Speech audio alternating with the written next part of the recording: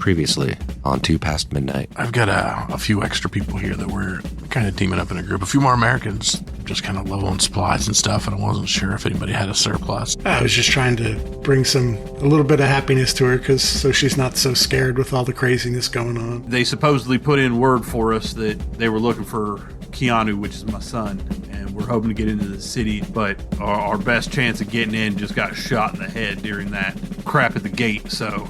I believe I've found us a route. I want to make sure that you understand, if I get you in, you owe me.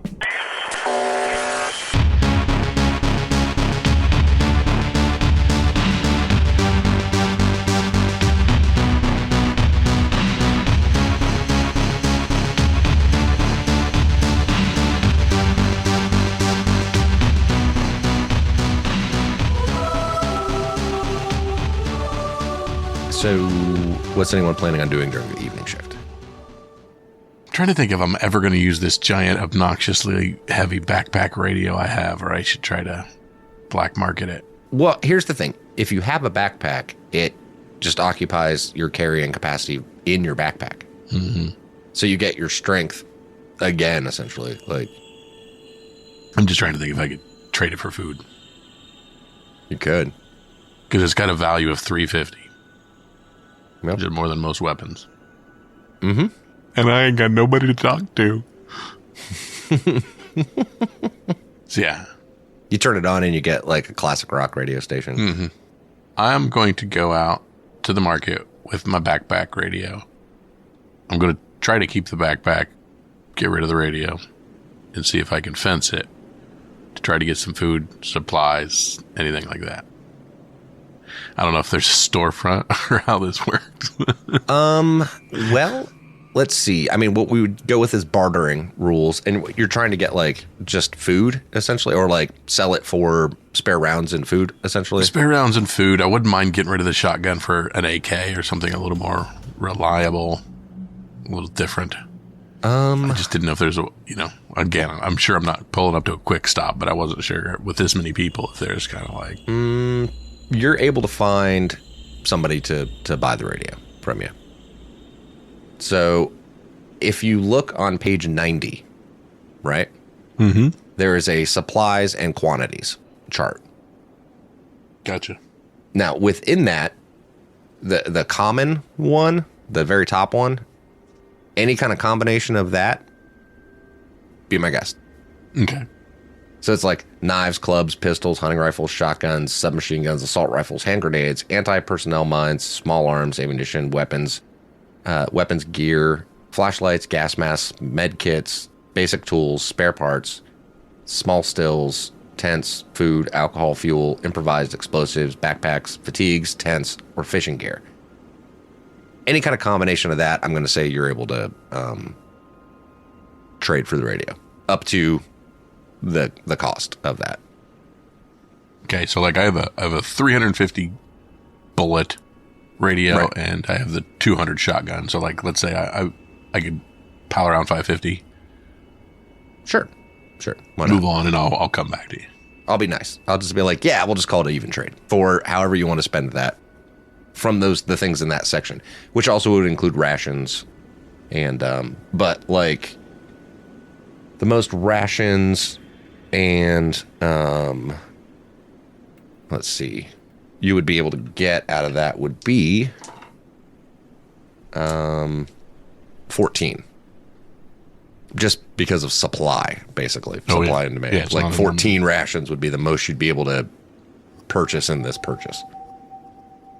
So let me know if you're going to get ammo or whatever else, and we'll have to roll for what's available, essentially. 100%. Yeah. Okay. Of those, because there's that quantity section right beside it, and we'll go from there. Okay. Chris, what is Murph doing during the evening? I think he's going to take the advice of resting before we make our travel. Okay. I don't think going to help him trade is a good idea, so my empathy is horrendous, so... just gonna stay in the tent. I would say talk to Emmett a little bit more about, actually, yes, talk to Emmett a little bit more about Keanu. I mean, that's exciting news. We know where he was a week ago.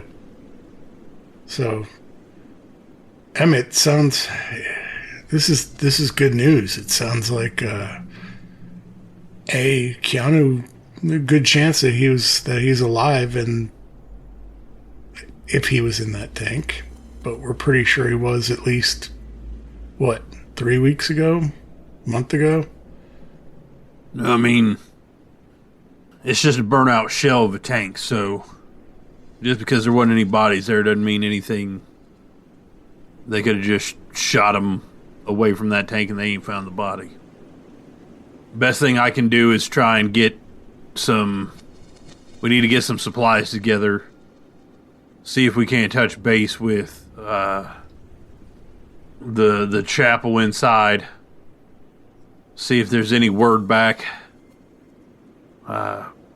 Possibly touch base with Harrison. I don't know where those guys would have gone after the town got blown apart. They could have. Who knows? But see if we can't rendezvous with them and see if we can't see what information we can get from the church. Possibly from the whatever's left of any kind of command structure we've got here in the city. And then, yeah, I'd say we need to get heading northeast to last known whereabouts. I'm going to take this as a positive. At least we got some information that can lead us in the right direction. Obviously, we need to go into town and see if we can find those guys. I mean, hell, I want to see what Harrison and Mr. Stan are up to. Who knows with those two? Yeah, well, I mean, at this point, as it has been this whole time, the fact of the matter is the only thing I have is I don't have a body. It's addition by subtraction. The only hope I have is the fact that I don't actually have my son's corpse. So let's hopefully this Valentine can get us in and we can get some supplies and get headed north as soon as possible. Well, I'm working under the assumption that he's alive, so gives us hope, something to fight for. All right, we see the girl over in the corner, just kind of resting. Is Emmett still resting?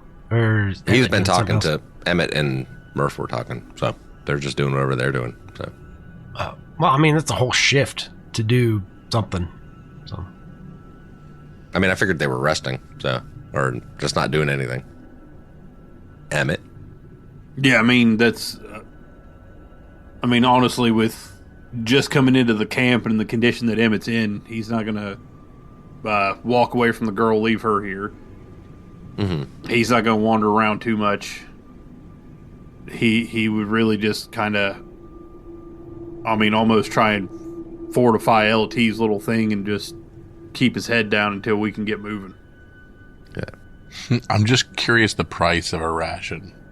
That is actually... Page 131. Yeah, 131. And then it depends on if you're looking for domestic, wild, or, like MREs. So 20 per MRE, 10 per domestic ration, and 5 per wild ration. Mm-hmm. The MREs last longer. That's the main difference there. And way less. Mm-hmm. No, wait, what was the other thing we were talking about before that? I got distracted with that question. Sorry. The girl. Oh, yeah. So she's over there kind of resting in the corner. Mr. Jablonski starts to stir a little bit and actually kind of come to. Slightly regain consciousness. Cal. Ugh. How long was I out? Yeah. You're out for quite a while there, bud. How is it I arrived here? Are we in Krakow? We're outside of Krakow. Emmett pretty much carried you the whole way, even during a riot. You should ask him. Thank you, Mr. Emmett. There ain't no reason to thank me. I just did what I thought was right. Lord gave me the strength to keep you on my back, so... I don't know many men who would carry someone through all of this hell. Much appreciated. Still not feeling great, but... Well, then you should rest. I mean, you seem to be in about as safe an area as we're going to find at this point in time. Plan is we're heading into the city. We're going to try and get some supplies and hopefully get some info. But you should hang out here and rest. This is LT's place, and it's just outside the city and basically a refugee camp. You should be relatively safe here. It doesn't seem too chaotic outside of the gate guards wiping people out. Sounds like I missed all of the fun. And they're not going to let you in while you're sick.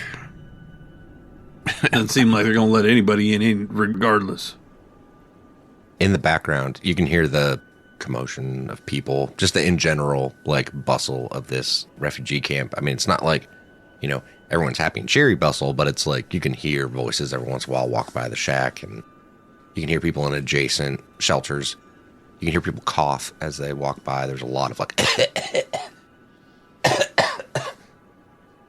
and it kind of has this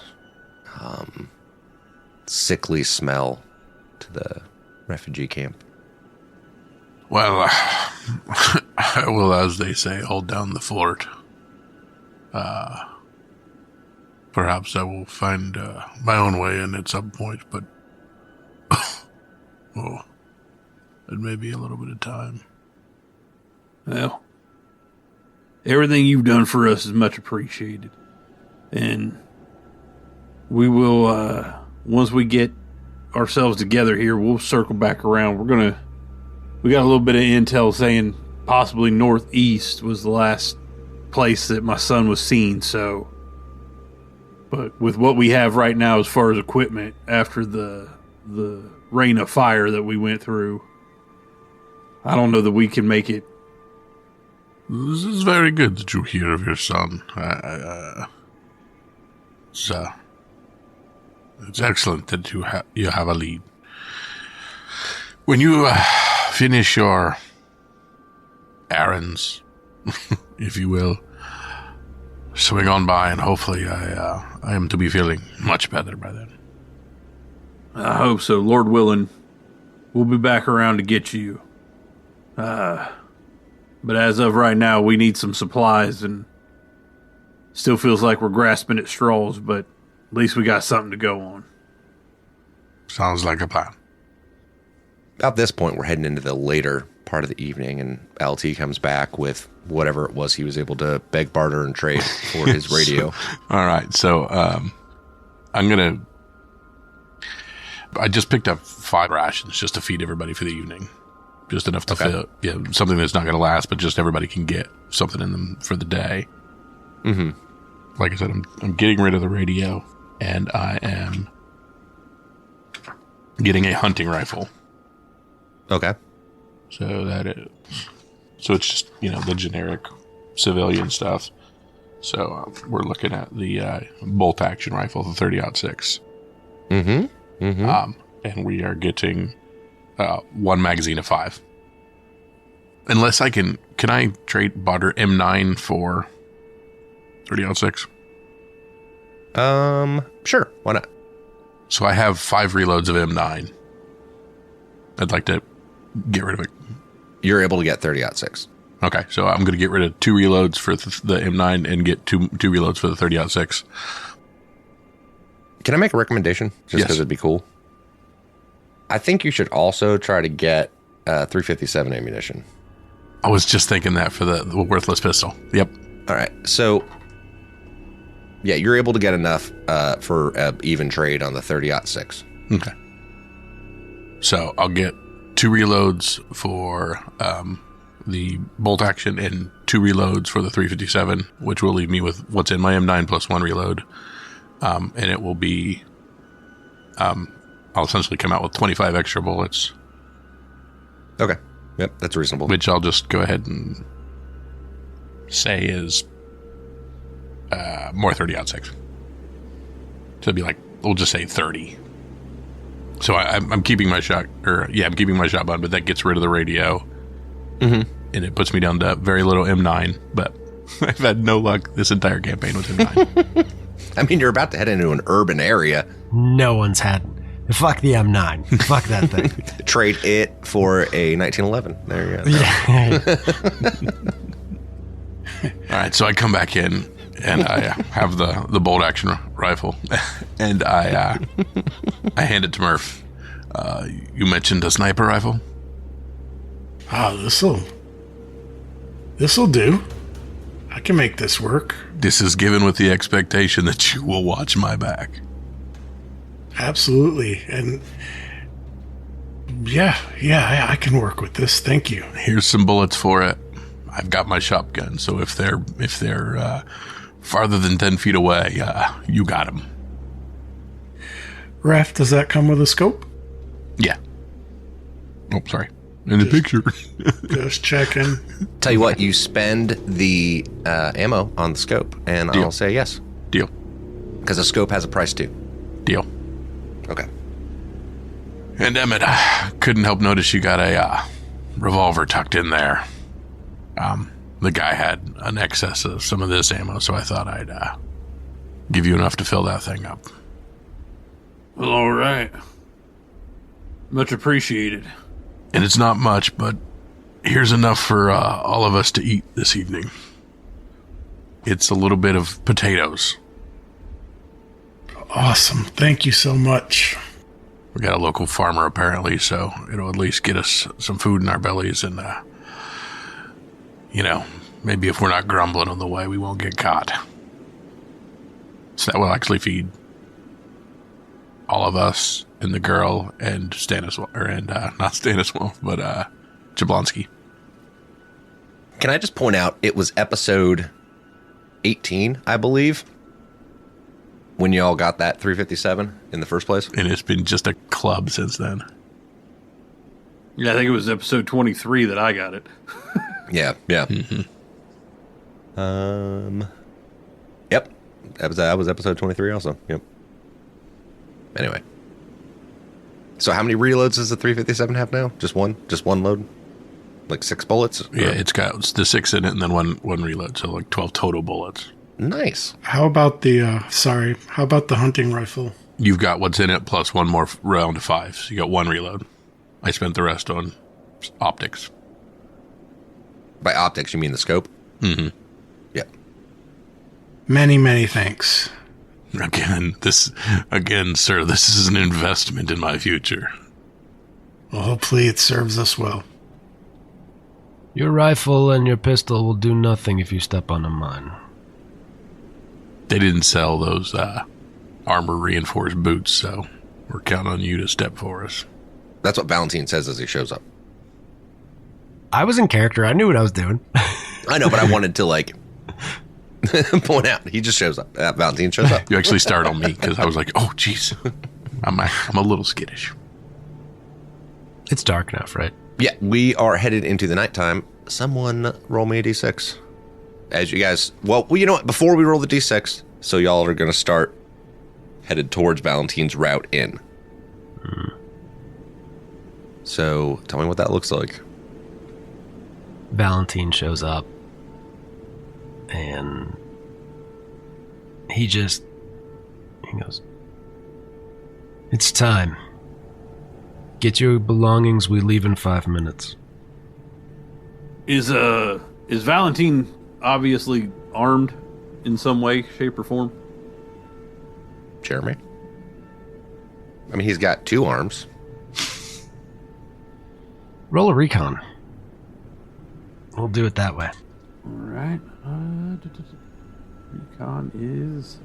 I mean, it really should just be the person with the highest recon that rolls that. So I would say that's probably going to be Murph. I would say that's probably going to be Murph then, because, we know I am the lowest recon. Not since I'm here. Still think I'm probably lower than you. I'm on par with the little girl. Okay, recon roll, see if I notice. Sure. Yep. I'm going to say it's an opposed one. Only one success. What is it if it's a tie? Yours is pushable. His is not. Mine is? Yes. Because his is passive, yours is not. Oh. That's a 1. Okay. Was that Does a that push? matter? Yeah. Does that matter? Point of stress. Okay, that's fine. He's been wandering around the camp. That's fine. You can see the outline of a sidearm Murph, like, on his person. Yeah, it doesn't alarm me at all. I would assume he was armed. Yeah. Are we ready? Absolutely. I will not wait for you. If you do not keep up, that is on you. Step where I step, go where I go. And he takes off. At an easy pace. At a medium pace. At a what pace? A medium pace. Medium pace. Yeah, give me the marching order. What does this look like? I'm assuming Valentine first. Valentine first. Because he's leading the way. What's his normal recon, by the way, Jeremy? He has specialties, so I don't know. Normal is an A and a C. Okay. But he also has Scout and Intelligence, so I don't know if that... Okay, what does Scout give him a bonus in what situations? And what does Intelligence give him a bonus in what situations? Okay, stand by. Scout gives you +1 to recon when spotting others and avoiding ambushes. Intelligence is when the ref tells you the stats of the people you have just observed. Okay. Okay. But that's not what I'm rolling for. Okay, this is what I wanted to know. All right. Okay. All right. So y'all start headed off. We see the group of them, Valentine first, and who's second, third. Tell me the marching order, like I said. I'm trying to think how we want to do this. Do you want me up front for the recon? Yeah, I would say as we would go, you being as gung-ho as you are, I'd say you'd be right behind him. Then I would say the girl with Emmett pulling up behind her and LT behind Emmett. I mean, that kind of makes sense, marching order-wise, based upon, quote, rank, end quote. Captain's in the middle. Yeah, definitely air quotes on that one. Presumed Well, rank. it was more about the girl than anything. Oh, yeah, no, she's in charge. I don't know what you're talking about. She's, That's what I assumed. as far as I'm concerned, she's wearing the captain's bars now. She looks at Emmett and then Polar says, look at me. I'm the captain now. But in reality, my recon isn't really going to be helpful, I guess, besides noticing something, because he's getting us through the area. Right. What is your recon? B and a B. Okay, I'm going to say you can assist his recon. Awesome. Because that just makes sense. I mean, that's what you guys are doing. All right. Sorry, I'm rolling secret rolls right now. You said B and a B, right? Murph? Yes. Okay. That's slightly better. All right, so y'all start going past. Like, we see that marching order. We see Valentine, and then we see Murph, and we see Emmett with the little girl, and we see Lieutenant... God damn it, what's his name again? Lieutenant Bones? Bruce. Lieutenant Bruce the Almighty. We see Lieutenant, doesn't matter, he's going to die soon anyway, walking in the back. Wow, the curse, the Jeremiah curse has moved on to Kyle in full force. Right. And yeah, so we see them going along, and as they're going along, we see that group starting to walk by the sign that says, danger, mines ahead, and it says it in Polish, and you see a sign that says it in Russian, and you see a sign that says it in English, French, fucking German. every language of like NATO countries anyway. And we see them moving into this area of debris and rubble. And we just kind of see them disappearing into the night. Kyle, roll me a d6 for weather. Drum roll, please. A 6, baby. Woo! Wait, we don't. Do we want more cover or less cover? I'm good with the 6 because we're walking through a minefield. In the dark. So Yeah. the not Any like it's a mixed blessing. yeah. I don't know that there's any really good way to go about this. By the way, I would like to point out, since we're heading into the evening, this is the night of May 31st at this point, and tomorrow will be the 1st of June. So while they're going along, it'll change over to the month. This is the second time this has happened in this campaign that we've gone to a new month. And apparently it's a new moon right now. So it is. So cool. The sky clears. That's why I was curious what it was. And it's just the stars. sky clears, but you don't see a moon, but you can see all the fucking stars up there. You can see the slight glow of lights off to the south of you coming from some areas within Krakow. You can kind of just see this glow. It's not real bright, but you can see like there's a patch here, where like there's a slight glow coming from it. None of the street lights are on, obviously, but like in your area. And every once in a while you see like a spotlight go across this area we're going through, and Valentine will like get everybody to like duck behind an area, and then you move forward and you're moving through this minefield. You see a group patrol along the edge. Valentine and Murph, you see them, and it's probably, I don't know, maybe half a dozen. Like from what you can pick out, you see about half a dozen of the Polish security forces for Krakow going by, and they're just kind of like walking the perimeter along the fence line, and they don't seem to notice you, but you're still making your way to where you know that there's a break in it. It's going to be a little ways ahead still. I'm assuming we're using like hand signals, right? Like, Probably, yeah. Jeremy, Sir. roll me a recon roll. Okay. That is 2 successes. That means 2 of us live, the rest die. So, up ahead a little ways, you see another group. Maybe about 50 meters or so, you can see this group of, say, 14 or 15 people. Also kind of like moving through this area. But they're a little ways ahead of you. They don't appear to be the security forces, though. Do I get to use the intelligence specialty now, where you tell me their stats and whatnot? Sure. Okay. they could be a good diversion. Let me see. Okay, so it's just a flat recon roll, and if I succeed, I learn their stats. Mm-hmm. Well, that's an 11, so... And that's a 7, so... 3 successes? They appear to be a group of civilians, of refugees, that are like... You can hear like the coughing coming from the group ahead of you, and Right. based upon the way they're going, they're moving through here, they seem like they're looking for a way in. Okay. But it doesn't seem like they know exactly where they're going, but it seems like that's what they're looking for, is a way into the city. We wait here.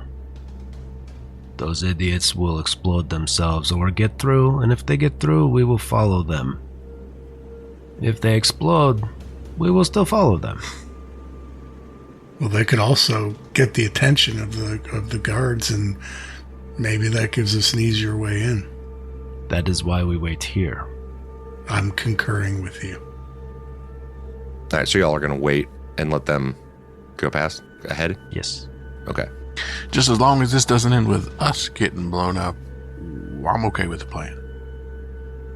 All right. You wait for them to go ahead of you, and they move out of your line of sight. Roll me a recon roll again. Same thing. 1 success. Okay.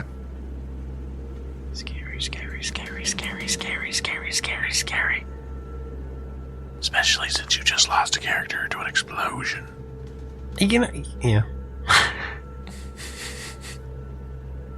So up ahead, you see a solo figure, just one person.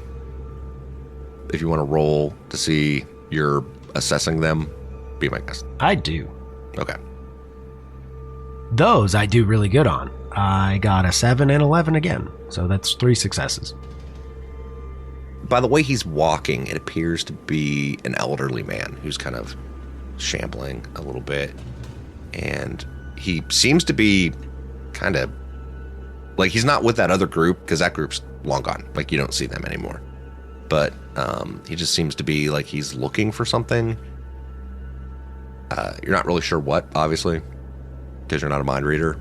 But it looks like he's looking for something. Like he's digging through rubble and kind of looking around, and every once in a while he'll like stop and look down at the ground, and then kind of walk away a little ways. But that's what you see. What do y'all want to do? Is it normally this crowded on this secret way in? There are lots of ways in, and there are a lot of people that want to get in the city. Ref, as soon as the old man disappears or goes out of line of sight, like 5 minutes after that, Valentine will go. Okay. For that, I will need a recon roll from the worst of the recon to see if he notices. But that's a pushable roll also. Emmett or the LT? I'm a B and nothing.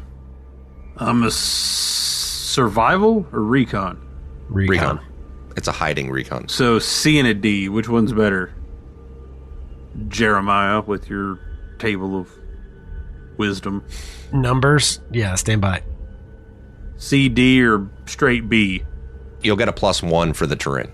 Okay, so C, C, or B, D. CC is a 61%, and BD is 59%. So BD. I'm the worst. So then that's you. 1 success. Yeah. 1 success.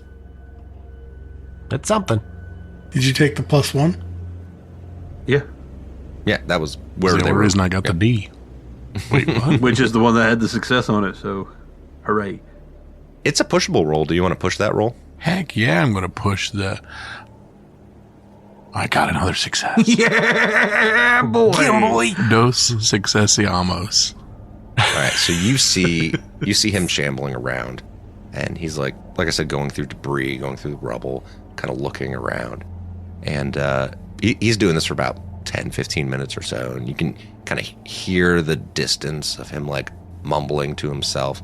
And you guys are about, at this point, 400 meters outside of the actual refugee camp and about 200 meters into what would be the minefields, right? And you're kind of going along, and he's meandering about and kind of talking to himself, but like off in the distance.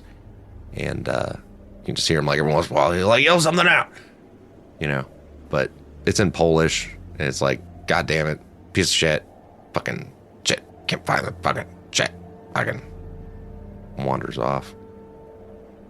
And he's off on his way. And he didn't appear to have noticed you. And you all begin to move forward. We're doing this in like stretch increments, by the way. Like that's Yeah, because that's only more terrifying. because that's how urban stuff works. I hate that word. Agreed. I mean, that's where you're at. So, Jeremy, recon roll. Flat? Mm-hmm. Okay, that's a 6 and an 8, so 2 successes. Okay. Again, so you start moving forward again, and you go ahead another 200 meters, and you're kind of making your way through all this debris and, wrecked buildings and, half walls that are still kind of like standing, but the rest of the building's fucking collapsed and piles of fucking rubble. and craters from shells and, bullet-ridden walls and corpses. Every once in a while you'll come across corpses here that have just been here for a while, or ones that are like maybe relatively new, just like out here. And every once in a while you can hear the sound of the city just like off in the distance. Every once in a while you can hear like a car maybe, or some sort of vehicle just on the other side of this wall and the barricades that are maybe gunfire off in the distance. And as you're moving along, you come up on this area where like you're still like on the other side of this wall, and you see another barricade across the street, and you can see like a couple soldiers of the militia like looking out. Like there's 4 of them basically, and they're looking out across, and you catch them before they notice you. And I'm assuming you're all gonna stay put and try to hide again. We'll stay put until the shift change, until they leave the area. If they do not leave the area, then we will go around. Okay, go ahead and roll me another recon roll from the lowest person. Oh, man. That is the B and the D again. 1 success. Okay.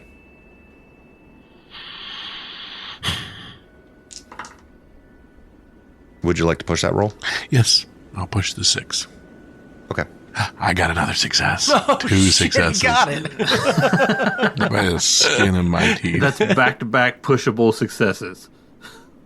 All right, so off in the distance, we see, the 4 of them, and they're kind of talking. You see, like, a couple of them light a cigarette, and they're just up there bullshitting. They're looking at, and, like, at one point, it looks like they're looking directly at the group, and the guy stops and, like, peers out in your direction. And the guy beside him says something, and he turns, and it's like, they get back to, like, they're laughing about something, blah, blah, blah, and you see him kind of, like, wander off. And about 10 minutes later or so, you don't see him anymore. They're gone. Oh my gosh, I'm going to throw up. All right, we go. Now, let us move now. All right. Roll me. Recon roll. That is an 8 and a 1. Okay. 1 success. So as you're going along, you're getting close now to the area. Like, it's right up here. It's going to be in this hex. And you see this vehicle sitting there. It's like half blown out.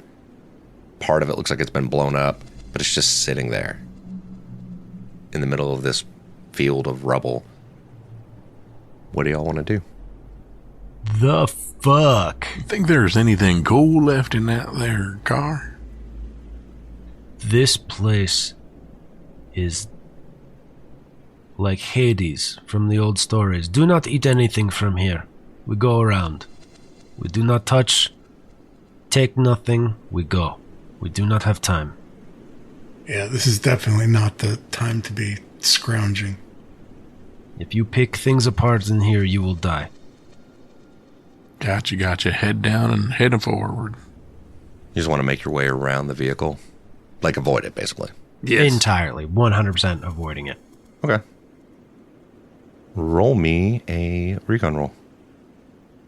For hiding. For hiding? Yep. Emmett? No.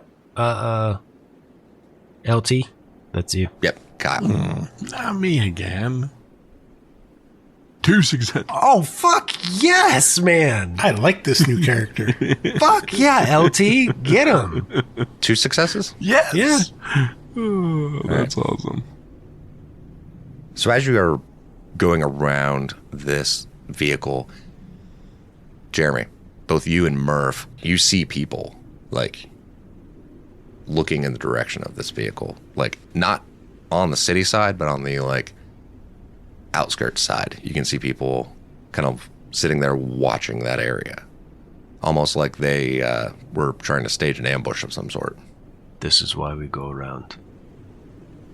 All right, and you start coming up on the that old house that you know where you can kind of like make your way in through the wall. There's like this boarded up window that's not quite as boarded up as it could be, and you can easily like push it open, and like you know that if you make your way through here, there's a hole inside of between that house and the next one beside it, so you can like kind of weasel your way through the buildings that are here past the quote wall, end quote.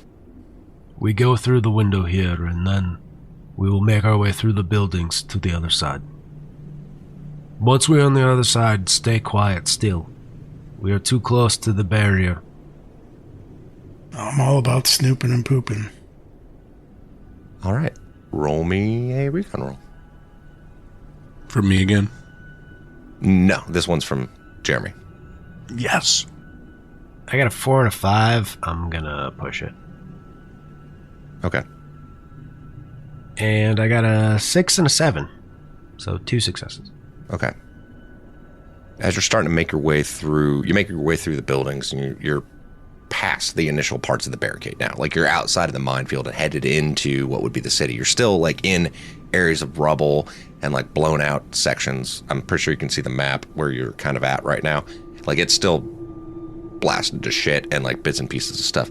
But as you're going along, you can start hearing in the distance, you're just like rumble sound. And up ahead, you see this tank rolling by, and it's a Polish tank. You can tell. Want no part of that.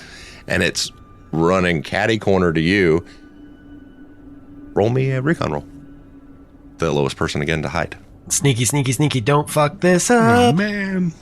Oh man, you've done so good so far. This is No successes. Would you like to push that roll? I would like to push this roll. I'm gonna throw up. Come on, this is not good. Oh, come on, Kyle. No successes. This is amazing. I mean, we went three and out, so. So this tank's going along, and you guys are all tucked. Tell me what it looks like you guys hiding. Like, as you guys kind of scurry to hide. Jeremy, what does it look like for Valentine? Valentine stops and he sees the lights of the tank and he hears it, and he just slowly backs away and puts his back up against this wall. And he's kind of looking out the side of his eye, but he looks completely unperturbed. He's just calm and slowly moving back out of the view. Brian, what does Emmett look like?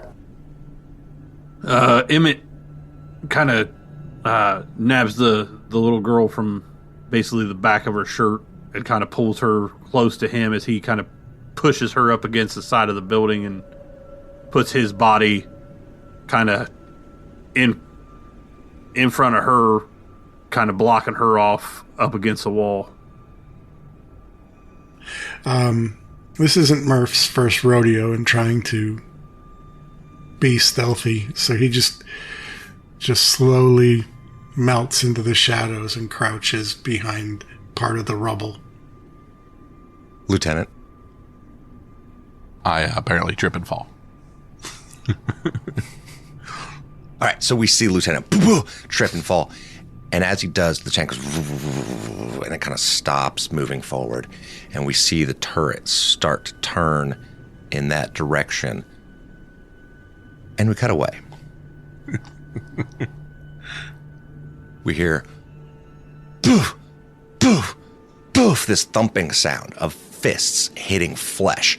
And like all of a sudden, light comes up, and we say, boof, boof, boof. Boom! And we could just see this face like jerking back as these fists are hitting him. And all of a sudden, for a second, that stops. Those punches stop, and we can see like the swollen eyes and like the busted nose, blood coming out of the corner of his mouth and his nose. And we recognize it's Yuri. And we hear another voice in Russian. And he says, "I'm pretty sure you know what we're looking for. Where is it?" And Yuri says, I don't know what you're talking about. I don't know. I don't have any idea what the hell you're talking about. He's like, Yuri, where is it? Like, I don't know where it is. I didn't have anything to do with it. It's not even. Last I saw it, it was 3 months ago. I haven't seen it since. And then, bam, bam. We could just see this like large figure from behind, just like smashes him right in the face, and like kicks him in the chest. And the chair that he's tied to falls backwards, and bam. And all of a sudden, he's just getting kicked in the ribs. It's like, Yuri, you know, this could end at any point. All you have to do is tell me. Where is it? So I'm telling you, I don't know. I have no idea where it is. And then, bam! And all of a sudden, the lights go out. And we hear the sound. We hear... And we hear Yuri hit the ground as he's tossed into this small crate that's probably just big enough for a person to be in the fetal position when they're inside of it. And you hear, ka-chong! The door slams shut on it. And we'll be back again tomorrow, Mr. Igorov. And maybe your answers will change then. And he walks away. In the background, in this dimly lit room, we see a few other small crates, and we can hear people in the back. We hear somebody crying in the back corner. We hear a man just kind of whimpering. And like just adjacent to Yuri's, probably about 6 meters or so off to his left, and he's all like on the ground and just barely conscious, and you see blood kind of pooling up on the cement floor. And we see a woman in this other crate next to him, and we recognize the woman, and it's Natalie from the CONUS parts of this campaign. And we hear Yuri go, I hope it went better for you, Natalia. You look like you had it a lot worse than I did, honestly. And you can see a black eye on Natalia, and you can see her nose has been broken, and you can see some blood, like, scabbed on her lip. And, yeah, maybe, Natalia, maybe, but I'm not sure how long they expect this to go for. The big man looks like he took it on you pretty hard. Are you okay? Yes, I am fine. Natalia, please, I would like, if you would, could you tell me about your horses again? I'd like to hear about the horses. The horses, yeah. When we growing up in Minnesota, my parents had a horse ranch. It was fairly large, but the horses, they mostly Arabians. They spirited creatures. My parents always thought that they were, it was a sign of wealth. Their bourgeoisie bullshit. It was just a way of flaunting the things that they could own. And these beautiful, beautiful creatures, and they just so cruel to them. But, and they always tried to force me to master these creatures, and all I ever wanted to do was just let them go. And they bought me this Tennessee Walker, this beautiful, beautiful stallion. He was amazing. He was 17 hands, I think. And he was the most beautiful creature I have ever seen in my entire life. And all I wanted to do was watch him run and to put a saddle on him. And it just seemed the cruelest thing in the world to me. Did you have horses when you were growing up? Yes, on our farm we had horses when I was a child. But we used those mostly for riding around the farm. Less recreational, more work, if you will. Kind of like your cowboys. Like our cowboys. There weren't so many cowboys in Minnesota. No, I thought that was what all of you Americans were. Oh, that's a poor perception of Americans. Not all of us are cowboys. In the background, we see this mirror that's looking out on it, and we realize it's one of those two-way mirror, and we kind of move in through and past it, and we see that man that was asking Yuri the questions before, and behind him you can see a large figure standing by a sink, and he's wearing a wife beater that's got blood on it. We can kind of see him washing his hands, and he starts taking the wife beater off, and we can just see him covered in tattoos. And this Russian man in Russian says to him, "So what do you think of that Yuri and Natalia? What do you think of them?" I think that Yuri will be fine. He is a tough one. He is a hard bastard to break. I could break him with more time, but I do not think it is necessary to determine the man he is. But the Natalia, she is soft, and she will break in the heartbeat. You should kill her now. She is not worth the extra effort. She may talk, but she is good at lying, at the very least. And he turns, the man that was standing at the sink, and we see Valentine. Looks younger than we've seen him up to this point. And we cut to, we see her in Conus. She's tied to a chair, and bam, bam, bam! In the background, we see Frank saying, "You know, Natalie, I don't believe your answers. All I'm saying is, I think you're full of shit. And my friend here also thinks you're full of shit." Frank, I don't know what to tell you. We're just traveling south. We're just testing the water, trying to find out what's happening in Cynthiana. Where are you coming from, Natalie? Where were you coming from? We're coming from the north. We were just coming Bam! down. From where, Natalie? From where? Outside of Cincinnati. It was Bam! outside of Cincinnati. Bam! We cut to black.